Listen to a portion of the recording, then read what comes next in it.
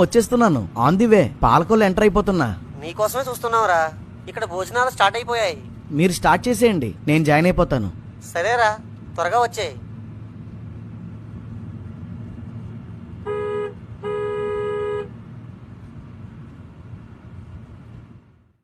ఎక్కడికి వెళ్ళాలి sir? Bhimavaram sir. మీరటు వెళ్ళేలా ఉంటే లిఫ్ట్ ఇవ్వండి సార్. ఫ్రెండ్ పెళ్లి కంటే సువార్తే ముఖ్యం. వాడి దగ్గరికి లేటుగా వెళ్తానులే. సరే సార్, రండి. Thank you sir. మీ పేరు సార్? చంద్రశేఖర్. మా నాన్నగారు స్వాతంత్ర సమరయోధుడు, అందుకే ఆ పేరు పెట్టారు. మా తాత ముత్తాతల నుండి మాకు దేశభక్తి ఎక్కువ. మిమ్మల్ని చూస్తుంటేనే అర్థమవుతుందండి. మరి మీ పేరేంటి? డానియల్ అండి. ఓ, మీరు బ్రిటిష్ వారా? అదేంటి సార్ అంత మాట అనేశారు?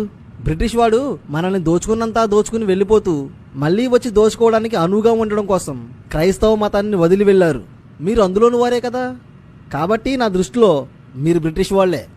మీ మాటల్లో చాలా డెప్త్ ఉంది సార్. కానీ ట్రూత్ లేదు. ఎందుకని? భారతదేశానికి సువార్త క్రీస్తు శకం 52లో యేసుక్రీస్తు శిష్యులలో ఒకడైన థామస్ ద్వారా వచ్చింది. ఆయన తమిళనాడు, కేరళ ప్రాంతాల్లో సువార్త చేసి వేల మందిని ప్రభువులోకి నడిపించాడు. కొందరు మతోన్మాదులతో పొడవబడి చెన్నైలోనే చంపబడ్డాడు. ఆ తరువాత నెమ్మదిగా క్రైస్తవ్యం విస్తరిస్తూనే వచ్చింది. తర్వాత ఎప్పుడో బ్రిటిష్ వాళ్ళు వచ్చారు. వాళ్ళకి క్రిస్టియన్స్కి ఏ సంబంధం లేదు. దేశభక్తి గల మీకు దేశ చరిత్ర తెలియకపోతే ఎలా సార్? చరిత్ర అంటే మరి తెలుసుకుంటాను. ఇందాక ఒక మాట అన్నావు, క్రిస్టియన్స్కి బ్రిటిష్ వారికి సంబంధం లేదు అని. అదెలా? బ్రిటిష్ వాడు క్రిస్టియన్ కాదా? బ్రిటిష్ వాడు క్రిస్టియన్ కావచ్చు, కానీ వారి వల్ల ఇక్కడ సువార్త జరగలేదు. పైగా వారి పాలనలో సువార్త చేయనివ్వకుండా మిషనరీలను అడ్డుకున్నారు కూడా. బ్రిటిష్ వాడు క్రిస్టియన్ కావచ్చు, కానీ బైబిల్ ఎప్పుడూ పొరుగువాడిని ప్రేమించమంటుంది, కానీ దోచుకోమనదు. కాబట్టి వాళ్ళు పేరుకే క్రిస్టియన్స్, కానీ బైబిల్ ఫాలోవర్స్ కాదు. అందుకే వాళ్ళకి క్రిస్టియన్స్కి సంబంధం లేదు. వీరప్పన్ హిందూ కదా, సో హిందువులంతా స్మగ్లర్లు అవుతారా, లేక హిందూ మతం స్మగ్లింగ్ను సపోర్ట్ చేస్తుందంటారా? కరెక్టే, కానీ ఇండియాలో క్రిస్టియన్స్ పెరిగితే మళ్ళీ బ్రిటిష్ వాడు వచ్చి పరిపాలిస్తారట కదా. సార్, బ్రిటిష్ వాడు ఒక ఇండియన్ని ఏకంగా ప్రధానమంత్రినే చేశాడు. సో ఇండియన్స్ వెళ్ళి బ్రిటన్ని ఆక్రమించుకుంటారా? మీరు ఒకవేళ ప్రభువును అంగీకరించారనుకోండి. నో, అంగీకరించను. మామూలుగా అనుకోండి సార్. సరే. బాప్తిజమం తీసుకోగానే బ్రిటన్ మీద మీకు ప్రేమ పుట్టేస్తుందా? ఇండియన్స్కి సువార్త రావడానికి కానీ, ఇండియన్స్ ప్రభువుని నమ్ముకోవడానికి కానీ ప్రత్యక్షంగా కావచ్చు, పరోక్షంగా కావచ్చు, బ్రిటిష్ వాడు కారణం కాదు.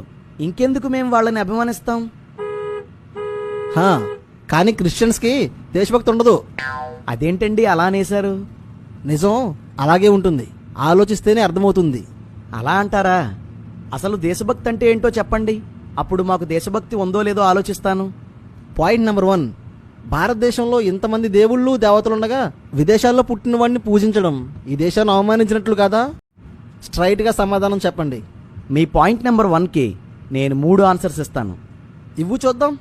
ఆన్సర్ నెంబర్ 1, మనం విదేశాల నుండి సాంకేతిక పరిజ్ఞానం తెస్తున్నాం, విద్య, వైద్య విధానాలను తెస్తున్నాం, వాహనాలు తెస్తున్నాం. అంటే దానికి అర్థం ఇంపోర్టెడ్ వస్తువులు వాడేవాళ్ళంతా దేశాన్ని అవమానించేవారేనా? నేనైతే ఇండియా వస్తువులే వాడతాను. నా చెప్పులు లెదర్, నా బట్టలు ఖద్దర్. ఆహా, మీ ఫోన్ ఏంటి సార్? Samsung A52. ఏం? అది ఎక్కడిది సార్? అనంతపురంలో చేశారా, అమలాపురంలో చేశారా? మీరు వాడే యాప్స్ ఎవరు చేశారు? అయితే మీకు కూడా దేశభక్తి లేదన్నమాట. ఆన్సర్ నెంబర్ 2, భారతదేశంలో పుట్టిన దేవుళ్ళు అన్నారు కదా, ఏ భారతదేశంలో? ఎన్ని భారతదేశాలు ఉన్నాయేంటి? 2 సార్. ఏం మాట్లాడుతున్నావయ్యా? 2 సార్. అఖండ భారతదేశం అంటే విభజింపబడని భారతదేశం, అంటే 100 సంవత్సరాల క్రితపు భారతదేశం. ఇందులో బంగ్లాదేశ్, నేపాల్, భూటాన్, శ్రీలంక, మాల్దీవులు ఇంక్లూడ్ అయి ఉండేవి. 1947 తర్వాత విడిపోయి ప్రెజెంట్ ఉన్న ఇండియా మిగిలింది. సరే, అయితే ఏంటి? మీరు దేవుళ్ళుగా భావించేవారు నేపాల్లోనో శ్రీలంకలోనో పుట్టారనుకోండి, వారు 100 సంవత్సరాల క్రితం మన దేశ దేవుళ్లే కదా. అవును. దేశం ముక్కలయ్యాక వారింక విదేశీ దేవుళ్ళు అవుతారా? వాళ్ళని పూజించకూడదా? ఎన్నోసార్లు విభజించబడిన మన భారతదేశం ఇంకోసారి విభజన చెంది నార్త్ ఇండియా, సౌత్ ఇండియాగా ఒకవేళ విడిపోతే నార్త్ ఇండియాలో పుట్టిన మీ రాముడు కృష్ణుడు విదేశీ దేవుళ్ళు అయిపోతారా? వాళ్ళని పూజించడం మానేస్తారా? Answer number 3. భీమవరం త్వరగా వస్తే బాగున్ను. 100 సంవత్సరాల క్రితం భారతదేశం ఇన్ని దేశాలతో కలిసి ఉంటే 1000 సంవత్సరాల క్రితం 2000 సంవత్సరాల క్రితం ఎంత పెద్దదిగా ఉండేదంటారు? ఇంకా ముందుకు వెళ్తే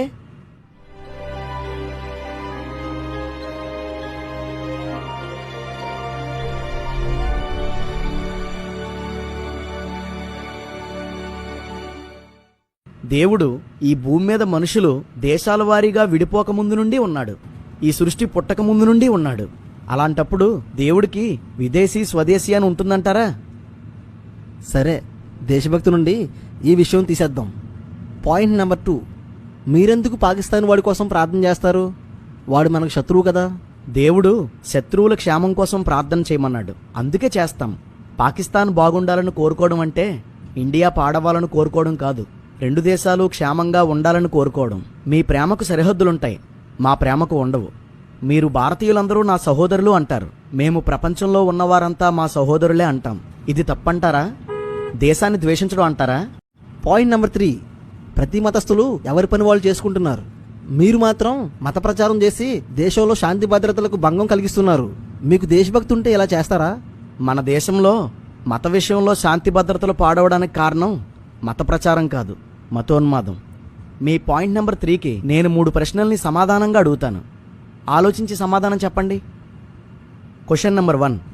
ఎప్పుడైనా ఎక్కడైనా ఏ క్రైస్తవుడైనా యేసును నమ్ముతావా నమ్మవా అంటూ ఏ హిందువును గాని ముస్లింను గాని కొట్టడం తిట్టడం జరిగిందా?